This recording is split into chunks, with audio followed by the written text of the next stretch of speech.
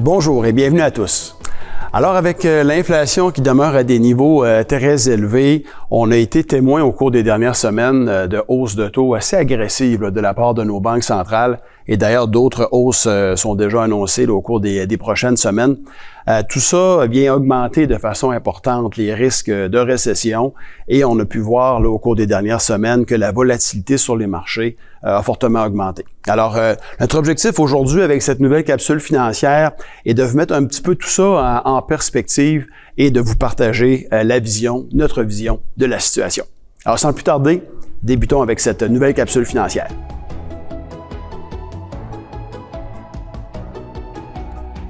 Alors, comme on peut le constater, on avait des banques centrales qui nous disaient il n'y a pas si longtemps, en fin 2021, que l'inflation était transitoire dû au fait que c'était l'après-COVID et que le taux directeur passerait environ de 0,25 à entre 1 et 1,5. Et finalement, on en a parlé là, au cours de notre dernier événement Teams que nous avons fait. On a vraiment passé à côté, on a échappé dans le fond la croissance de l'inflation, ce qui fait qu'actuellement on doit se reprendre et être assez agressif au niveau de ces hausses de taux-là. Alors c'est ce qui fait qu'il y a beaucoup de volatilité sur les marchés et ce qu'on est moins habitué, c'est de voir cette volatilité-là du côté du marché obligataire. Alors, on peut voir que depuis le début de l'année, et ça, vous pouvez voir qu'on n'a pas vu ça depuis les années 80, les obligations d'une durée à peu près de 10 ans aux États-Unis ont reculé de 15 % à cause que les taux d'intérêt ont augmenté. Ça veut dire que quelqu'un qui a un portefeuille assez conservateur, on est habitué d'avoir de la volatilité plus du côté des marchés boursiers, mais là, on l'a eu également temporairement du côté des obligations. Et pour mieux comprendre, là, et juste se le rappeler un peu, c'est quoi la relation qui existe entre la valeur de notre obligation et la variation de taux d'intérêt. On va prendre un exemple que si en début d'année, nous avions dans votre portefeuille acheté une obligation de la province du Québec, avec un rendement de 2 % pour une durée de 10 ans. Alors, on était à ce moment-là assuré, et c'est encore le cas, d'avoir nos intérêts de 20 000 $ durant l'ensemble de la période et de revoir notre 100 000 à l'échéance.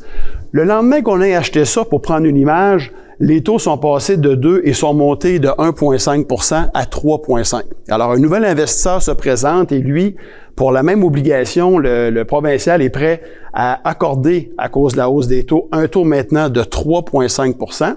Et donc, dans sa situation à lui, on parle plus que c'est 35 000 qu'il va recevoir en intérêt au cours de la durée. Alors, dans ce contexte-là, même si nous, notre placement qu'on a acheté initialement, on n'est pas vendeur, nous, on est tenu de vous dire à tous les jours, si jamais vous voulez le liquider, quelle valeur il pourrait y avoir. Et c'est là que cet investisseur-là nous dit, écoutez, si vous voulez vendre votre placement, vous voulez me vendre quelque chose qui rapporte 20 000 $ pour les 10 prochaines années. Ce que j'ai déjà d'assuré, c'est 35 000. Je suis prêt à vous l'acheter, mais compensez-moi la différence qui me manque. Et c'est ça qui fait que le 100 000 a une valeur marchande de 85 000 actuellement. C'est sûr que si on ne le vend pas, et c'est notre intention, qu'est-ce qui va arriver à cette obligation-là? Elle va maintenir sa valeur à l'échéance. Le gouvernement du Québec, dans mon exemple, va nous rembourser le 100 000. Alors ça, c'est beaucoup plus des baisses temporaires, mais ça crée quand même de la volatilité en même temps du côté des obligations que du côté des actions. Et du côté des actions, même si on est plus habitué ou on a plus des attentes que de temps en temps, durant le cycle, il y a des périodes que c'est plus volatile. On vit quand même une période de volatilité importante. On peut constater que le marché canadien est en baisse de 15 % depuis environ 6 mois. Marché américain, les marchés internationaux, on parle plus de moins 24, moins 25 %.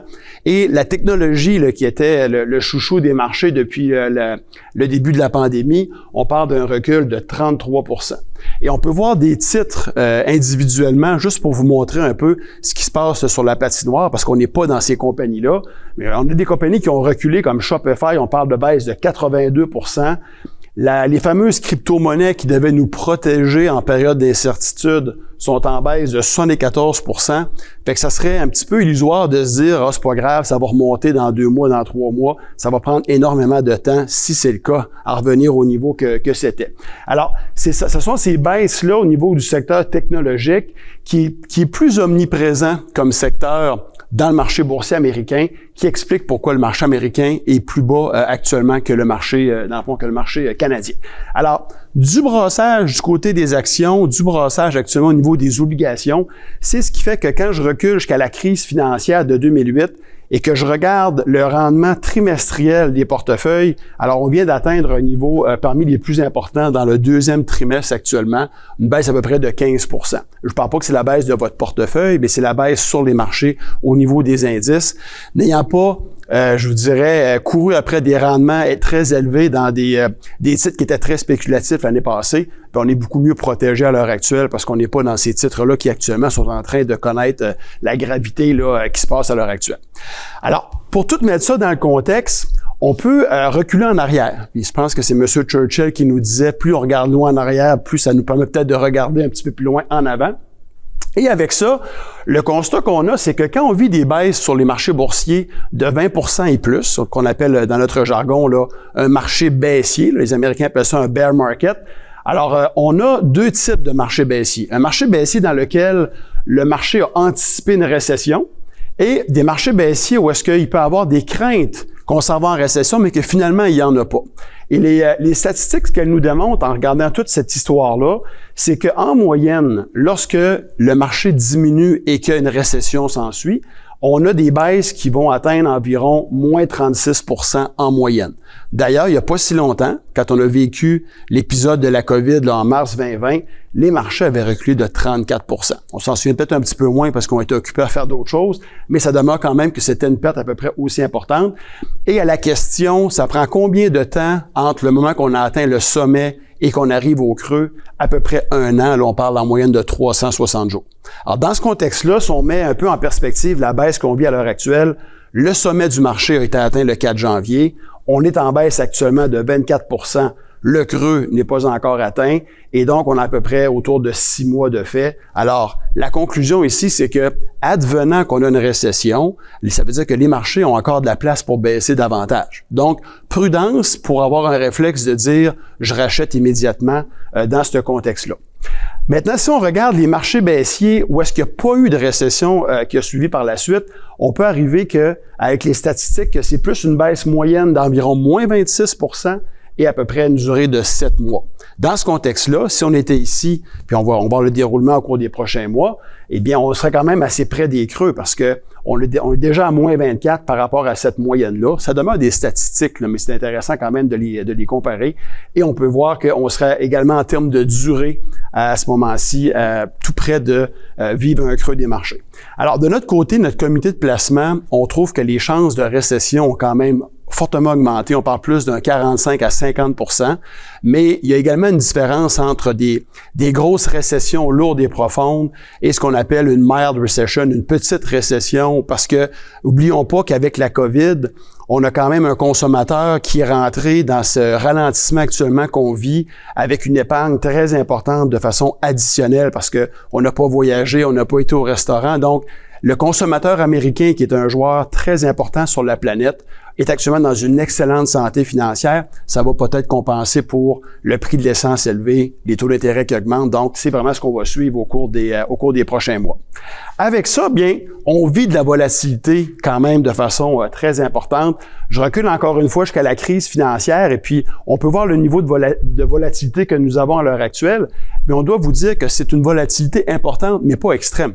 On a vu de la volatilité, de la panique beaucoup plus importante que ça. Ça, c'est un petit peu, là, je dirais, l'électrocardiogramme d'un investisseur ou d'un conseiller en placement, dépendant où se constitue. Et on a pu voir que durant le temps de la COVID, ça a été quand même beaucoup plus intense. Même chose au niveau de la crise financière. Donc, est-ce qu'on peut s'attendre à avoir plus de volatilité? Oui, on vit actuellement des moins 3, des plus 3. Dans le temps de la COVID, c'était des plus 10 et des moins 9. Donc, alors ça, c'est de la volatilité qui, naturellement, nous affecte à la baisse, mais on a également de la volatilité qui peut nous affecter positivement. Vous voyez d'ailleurs ici, quand on regarde sur une période de 25 ans, ça a été quoi les 30 meilleures journées, on va les appeler journées positives. Alors, puis on parle de rendement de 11, de 10, de 9%. Donc quand même, quand il y a beaucoup d'incertitudes et que on recommence à avoir un appétit pour le risque, les vendeurs se retirent, les acheteurs rentrent fort et puis ça fait monter les marchés de façon importante. Puis on peut voir que la majorité de ces excellentes journées-là arrivent souvent dans des périodes d'intense de volatilité. Alors on parle entre autres de la COVID et c'est ce qui fait que c'est très difficile de dire, je vais sortir du marché, je vais attendre que ça se passe, puis je vais réintégrer le marché. La Caisse de dépôt fait pas ça, nous on fait pas ça personnellement, on vous conseille pas ça non plus comme client, parce que c'est impossible de savoir et d'avoir un processus clair et établi que ça va fonctionner à chaque fois. Ça peut arriver que je me retire, puis que je rentre au bon moment, ça va être de la chance. Alors c'est pas sur de la chance qu'on va essayer de bâtir une saine gestion de risque dans vos affaires. Alors, à titre d'exemple, demain matin ou ce soir, la bourse ferme à 100 $. Monsieur Poutine nous annonce qu'ils ont fait un règlement, il prend le côté Est de l'Ukraine et qu'il se retire du reste. Qu'est-ce qui arrive au marché boursier? Demain, ils vont augmenter de 8 ou de 10%. La bourse va fermer à 100 $. Elle n'ouvrira pas à 100 $ le lendemain puis elle va monter jusqu'à 110. Elle va ouvrir à 110. Et donc, si j'étais absent, je manque cette journée-là. Alors, c'est pour ça que c'est important d'avoir un plan de match, d'accepter la volatilité, je dirais, inhérente à notre profil d'investisseur et ensuite de ne pas faire des mouvements de rentrée et de sortie. Une autre statistique intéressante, juste pour prendre encore une fois une image, si on regarde pour une période d'une trentaine d'années, une très bonne période qui avait duré là, la performance du marché américain à ce moment-là, un investisseur qui demeurait pleinement investi faisait un rendement environ de 12% par année. Si on lui retranche seulement les 10 meilleures journées de ces 25 années-là, le rendement passe de 12,3 et descend à 8%. Alors, juste une façon de vous dire que on peut pas se permettre de vivre les journées baissières et de pas être présent lorsque ça vire de bord, même si on sait jamais quand est-ce que le marché va retourner. Actuellement, par contre, ce qu'on peut vous dire, c'est qu'il y a énormément d'un sentiment qui est négatif là, sur les marchés. Alors ça, vous vous souvenez qu'on vous en parle régulièrement dans nos capsules, le sentiment du marché, le sentiment des investisseurs, qui va passer d'un optimisme extrême à un pessimisme extrême. L'optimisme extrême n'est pas si loin que ça. L'année passée, on avait des compagnies à 30, 40, 50 fois les profits, puis on en achetait encore, pas nous, mais les investisseurs, puis là, les crypto-monnaies, et puis ainsi de suite. Alors ça, aujourd'hui, on se fait frapper très, très durement de l'autre côté, puis on voit que le sentiment aujourd'hui, il est très pessimiste. Et c'est dans ces moments-là que je vous rappelle que quand on a beaucoup de pessimisme, que les marchés, souvent, sont en train de forger leur creux, comme on a vécu en 2018, on a vécu la situation durant la COVID et actuellement, on est en train de flirter également avec ces niveaux-là. Alors, ça veut dire qu'il y a beaucoup de panique. Alors, même si nous, on n'est pas dans les crypto-monnaies ou dans des actifs comme ça qui étaient très chèrement évalués, les ventes qui sont occasionnées par ceux qui sont dans ces actifs-là occasionnent des appels de marge, ça fait vendre des banques royales puis du Canadien national dont nous, on est actionnaires. Et c'est souvent là qu'on va avoir des baisses qui sont beaucoup plus temporaires et non pas permanentes. Dans nos portefeuilles, pour reprendre un jargon de notre industrie, nous n'avons pas de torpille. Il n'y a pas de titre ou de société ou un placement qu'on a fait qu'on se dit on s'en reviendra jamais. Alors que dans les secteurs que je vous ai énumérés un peu plus tôt, il y a des choses, ça va prendre énormément de temps à remonter si c'est le cas. Donc, c'est une question de traverser cette tempête-là. Et souvent, une question qui nous est posée, c'est ça a-tu des chances de revenir où est-ce que c'était dès cette année? Et si vous allez voir la capsule qu'on avait fait en mars 2020, en plein cœur de la COVID, on se posait cette même question-là et on répondait à la même chose qu'aujourd'hui. C'est pas impossible, mais c'est pas ce qu'on pense. Et pourtant, on s'est trompé parce qu'en mars 2020, ça a seulement pris 33 jours pour que le marché revienne au niveau d'avant la baisse de la COVID, parce que le gouvernement fédéral a mis 400 milliards.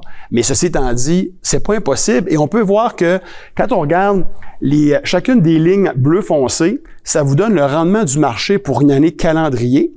Puis, donc, on voit que naturellement, il y a beaucoup plus que de moins au cours des dernières années. Mais vous voyez que les petits carrés bleus, ce sont les baisses qu'on a connues durant ces mêmes périodes-là. Donc, à titre d'exemple, si je me positionne, je sais pas moi, durant l'année à peu près, là, ici, le 97, alors l'année, le rendement du marché était de plus 33, mais à un moment donné, j'étais à moins 11 durant l'année. Et donc, ça arrive souvent que, encore une fois, un revirement qui est aussi violent à la hausse peut arriver. C'est bon de le savoir, mais c'est important aussi de voir que c'est très rare une année où on ne vit pas de volatilité. En moyenne, les marchés baissent de 10% dans une séquence là, par année. Alors, ça met un petit peu de perspective là-dessus. Finalement, à quoi on peut s'attendre en termes de rebond quand on vit ces périodes-là? Alors, on peut voir que si je reprends encore les mêmes récessions, on peut voir que quand on va avoir atteint le creux, qu'on ne sait pas quand, que ce soit dans quelques semaines ou que ce soit à la fin de l'année, on peut voir que le marché peut rebondir en moyenne d'à peu près 21% dans l'année qui suit. On parle d'à peu près 50% dans les 3 années pour revenir avec une moyenne sur 10 ans par la suite d'à peu près un 10%. Alors, encore une fois, c'est pas des situations agréables, mais c'est important de se dire que c'est un peu le prix qu'on doit payer traverser ces périodes-là pour réussir à faire un rendement intéressant à long terme, toujours en n'ayant pas besoin de sommes importantes qui fait qu'on doit vendre des actifs à un mauvais moment. On est très à l'aise de traverser cette période-là, mais on veut demeurer prudent par rapport à la visibilité qu'on n'a pas encore assez. Vous savez que quand on augmente les taux d'intérêt, comme les banques centrales l'ont fait récemment, ça prend environ 9 mois avant que l'effet réel arrive dans l'économie. Donc, fin d'été, début de l'automne, on va avoir une meilleure idée parce qu'on peut arriver dans un scénario que, désolé, on a trop augmenté les taux d'intérêt. Oui, l'inflation aura baissé, mais on est rentré dans une contraction de l'économie. Ça, c'est le scénario un peu plus négatif. Le scénario positif, c'est on a réussi notre atterrissage en douceur. Donc, les hausses de taux qu'on a fait ont cassé l'inflation. On va monter les taux d'intérêt moins élevés que ce qu'on vous avait dit. Et après ça, le cycle va se poursuivre. Alors, c'est ce qu'on va suivre pour vous. En espérant que cette capsule financière vous ait plu, n'hésitez pas à nous contacter, là, un membre de l'équipe. Là, c'est toujours agréable de vous parler. Et sur ce, je vous souhaite également un excellent été. Merci.